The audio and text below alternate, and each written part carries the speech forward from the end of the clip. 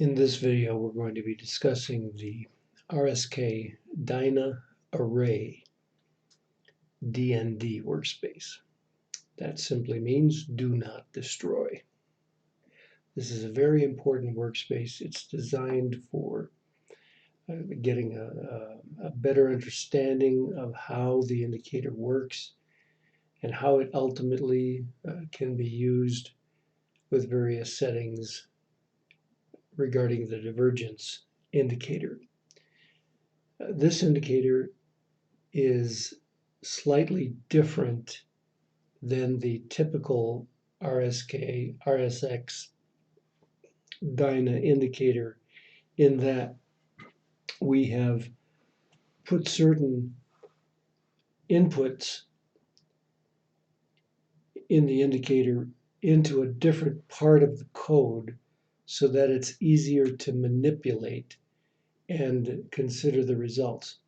And this means that you're going to need to pay very close attention to coding because we're going to teach you to a certain extent how to do this. And it's pretty involved. So buckle up. We're going to get started right now. Now, on this workspace, I presently have turned off a considerable amount of the data. Now, in your workspace, you have all of it there. I've turned certain parts of this off. So to begin with, if it isn't already, turn all of your divergence indicators off. Turn most of your RSK, RSX Dyna array indicators off. In this case, what we want you to do is only turn these three on, the one that shows 0.1, 0.2, and 0.3. Just turn those on. Now, in addition to that, what we also want to do is make sure that your upper and lower bands are a color of gray. So anything in this column, make sure that they're grayed out, not grayed out completely, but a light gray, so as to keep from interfering with other things that you're going to see in this chart. Okay? Now, when you look at the inputs, what you don't see is the length. You don't see the length. That's in the code, and we're going to be able to manipulate the code from the code rather than from the inputs. One last thing, when you look at the indicator, it displays slightly differently than the typical. In the typical, we take note of the zero line and we change the color depending upon whether it's sloping up above the zero line or sloping up below the zero line. It's a different color if it's sloping down above the zero line versus down below the zero line. Here, we're not going to worry about the zero line because what we're trying to find is where does this particular setting max out. So at present, we have this set to a length of 10, and the Dyna is set to 0.1, 0.2, and 0.3. The upper and lower bands are all set to 95.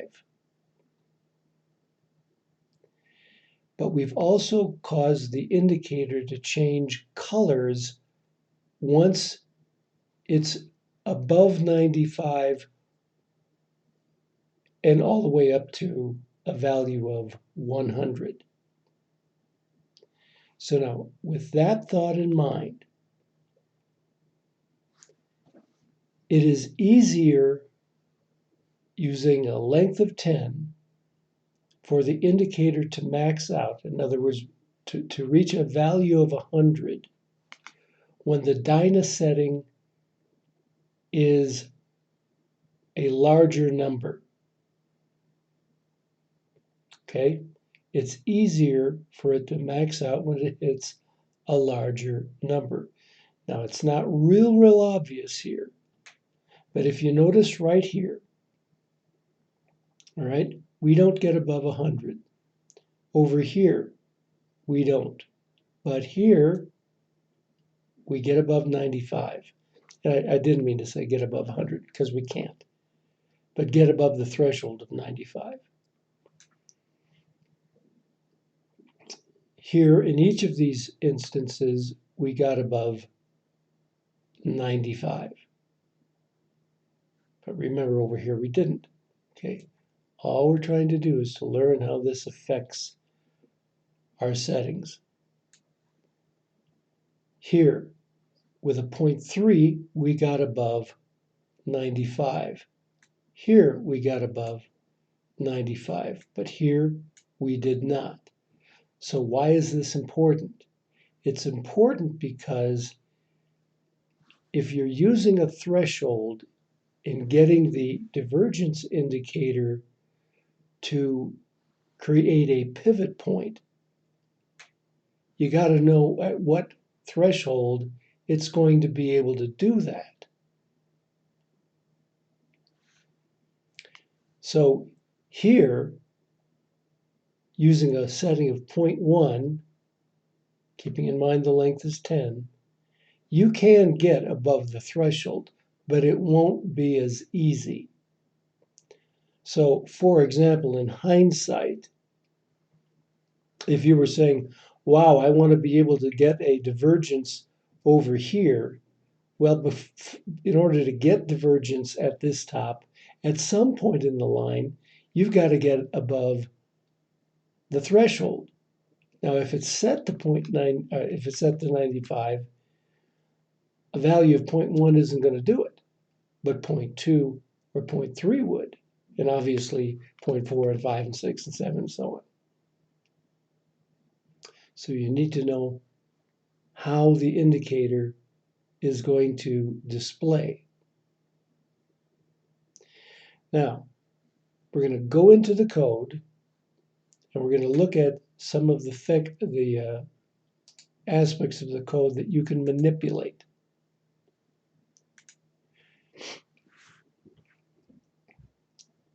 The inputs, don't play with these, okay? Leave them as they are. But under the variables, VARS, here is where you can set your RSX length and your upper and your lower band. You can modify that.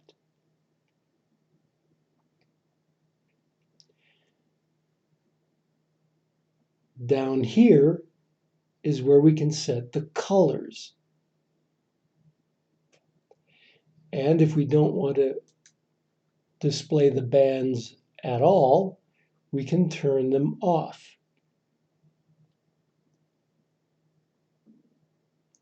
The way you turn off the bands is you put a double /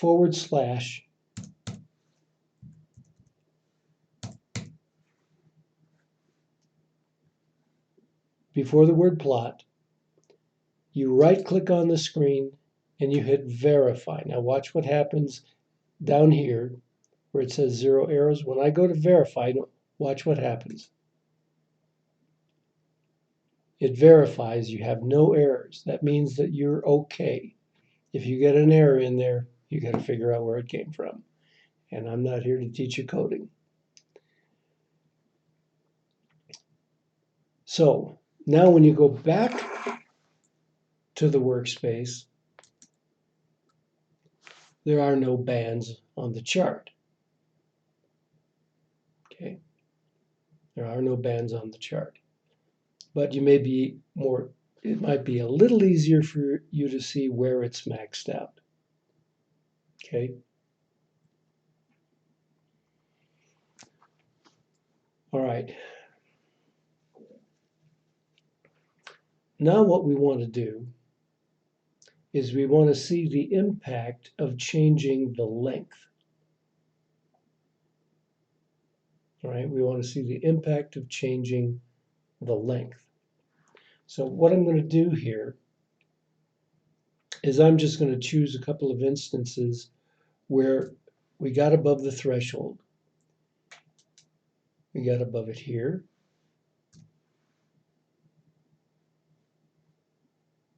Here.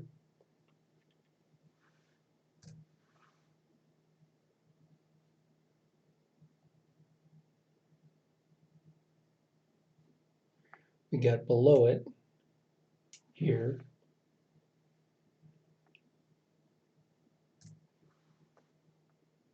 And here. And I'm putting it just to the left of where that happened.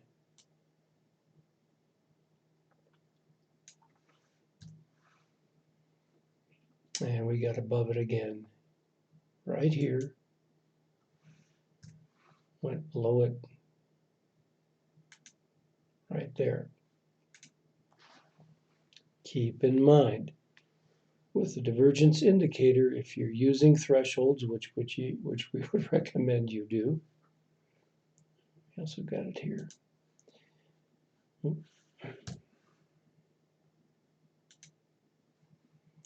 You've got to drop below the threshold and hook before you can find a pivot point. So this is what you see happening with a setting of 10. The higher the dyna, the more volatile it becomes, and the easier for it to reach its threshold. But conversely, when you increase the RSX length, it becomes more difficult for it to reach its threshold. It's going to smooth it out, and it's also going to become more difficult. So when we go back in here to the easy language, and we go over here and we change this number from 10 to 20, now that I've modified it, I have to verify it. Right click, verify, no errors. Now, do you see it having reached its threshold in any of these places? No, you don't. And in fact, what was in most cases easy to get to 90 and above, now on the screen, we've barely made it above 85.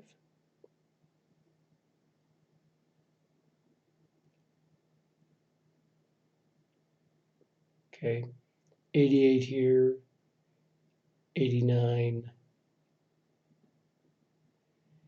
85. Is that really 89? 89, yeah. That's interesting that that's only, oh no, that reached 90. Okay, that's right. 90, 89, 87, as you would expect. So a change in the length makes it harder for the amplitude of the wave to reach above a certain threshold. And if you're looking for the threshold to be breached in order for the pivot to take place, then you're going to need to change the threshold. You can't leave it up there at 90. You're going to have to drop it to a lower number because it's never going to reach it if you don't. And therefore, you're never going to get a pivot, and it's never going to show any divergence. And so the impact on the signals that you see are going to be significant. Now let's just do this one more time. Let's change this now from 20 to 30. Right click,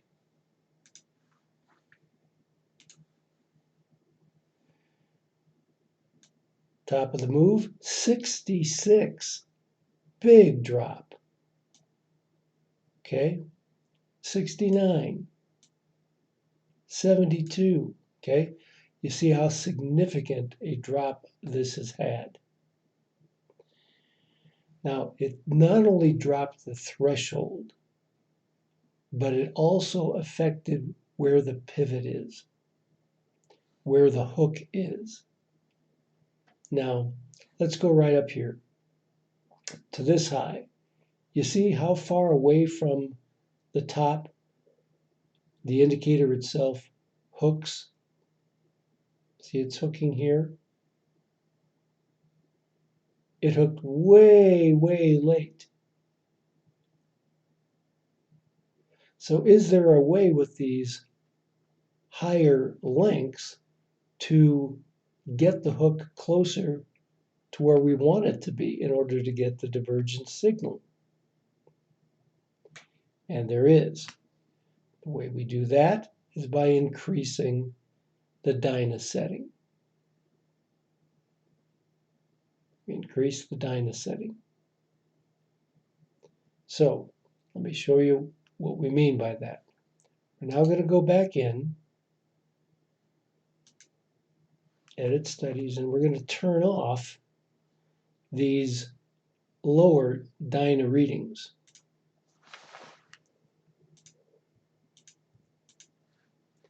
And now we're going to go to 0.4, 0.5, and 0.6. Let's go back here again. Okay, we're closer now to the top, but we're still past it. Now we could get the indicator to plot us a signal after the fact. And if you want to learn how to do that, just read the directions. You have to change the lagging and or leading setting. And then even after the hook takes place, it'll go back and it'll put a cross up there after the fact. And maybe you like it that way. Personally, I don't. But it can be done. So again, if we want to get it closer to the top of the move, okay, we need to increase the dyna setting. So notice what happens when we do that. Let's go back in, edit studies, turn off what we just turned on.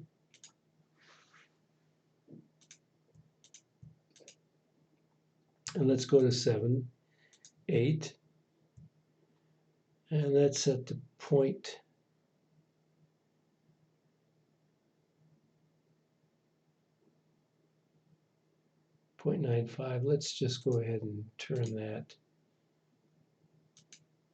to 0.9 just so that we've got an even amount.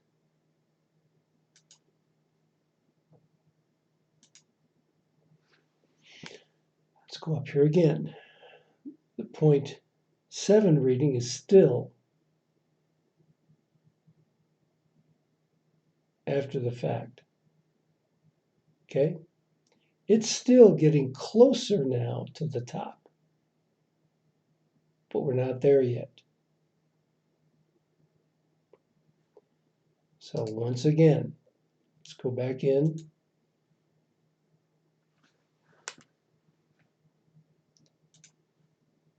Turn off 0.7, 0.8,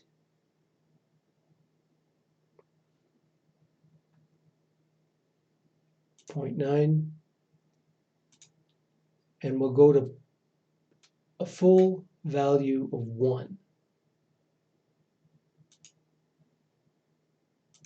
And I'm just going to use this single indicator. Still not quite there, right? Look at this high. Still not quite there. Over here, No, not quite there. So we would have to, if we want this smoother setting of RSX length of 30, we've got to increase the dyna setting. So now as I go back in once again,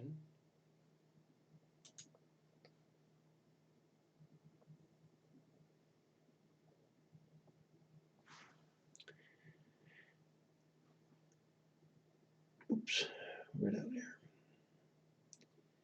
Okay, there's 1.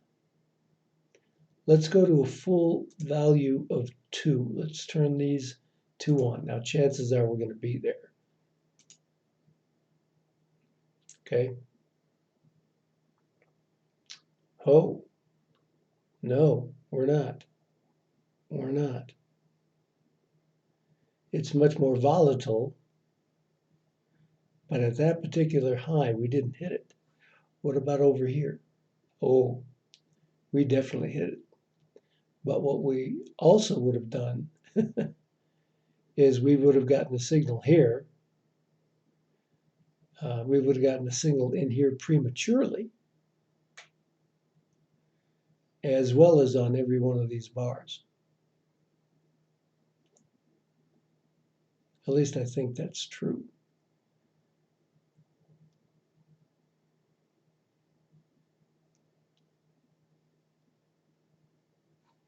So to be sure, what you would then do is you would put these settings into the oscillator, into the divergence indicator itself to see whether or not you got a signal.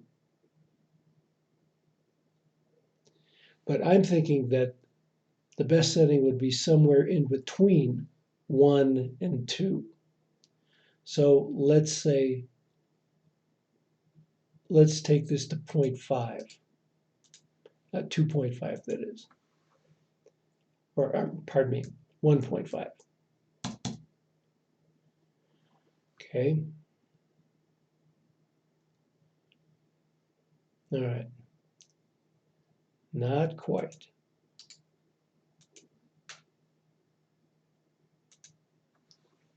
1.6. No change.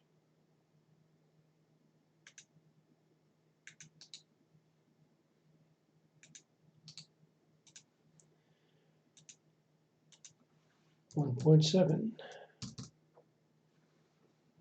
Still isn't hitting. 1.8. Okay, still not hitting. Doesn't want to do it. Over here, we're in the same boat. So just for grins, let's see what would happen if we put this into the oscillator, the divergence indicator. So to do that,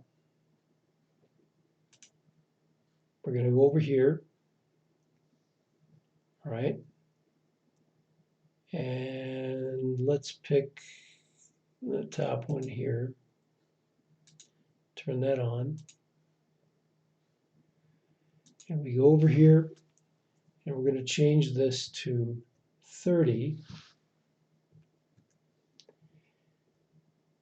and 1.8.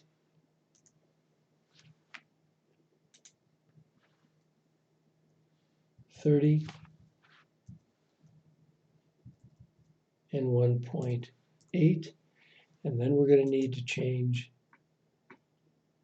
the thresholds,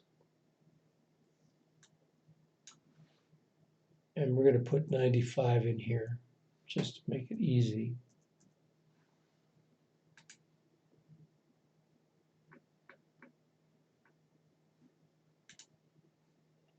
And notice where we get our signals.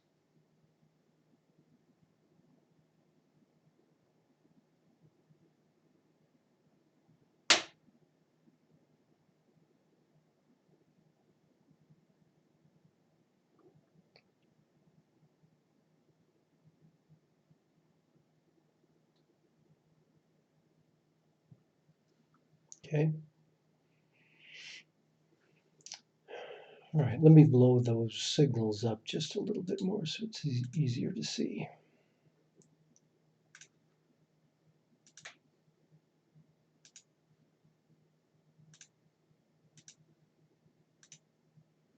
Okay. So we got premature signals on the way up here. Failure to hit it. Got a nice signal down here. Failure to hit that one.